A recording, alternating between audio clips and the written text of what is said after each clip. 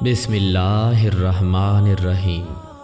حضرت شیخ عبد القادر جیلانی رحمۃ اللہ علیہ کا ارشاد ہے، جہاد کے پابند رہو، یہ اسلام کی جائز روحانیت ہے۔ یاد خدا کی پابندی کرو، یہ تمہارے لیے روشنی ہے۔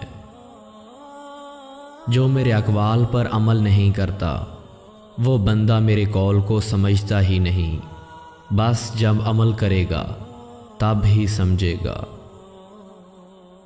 جو آدمی دائرہ اسلام میں داخل ہو جاتا ہے اس کو قتل کرنا، اس کے بچوں کو گرفتار کرنا اور اس کے مال کو لوٹنا حرام ہو جاتا ہے۔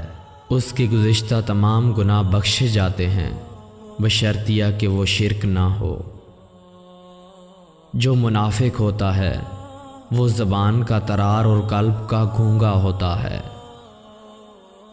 نیک کام کا حکم کرو اور برے کام سے منع کرو، اور اللہ عز و جل کے دین کی مدد کرو اور اس کے بارے میں عداوت مت کرو۔ جب تم حق تعالیٰ سے معاملہ کرو گے تو تمہاری کھیتیاں پھلیں گی، تمہاری نہریں بہہ پڑیں گی، تمہاری درختوں پر پتے بھی آئیں گے، شاخیں بھی پھوٹیں گی اور پھل پھول بھی پیدا ہوں گے۔ جب تک مومن کے قلب میں حرف طمع، تقاضا یا مخلوق میں کسی کا خوف یا کسی سے توقع ہوگی، اس کا ایمان کامل نہ ہوگا۔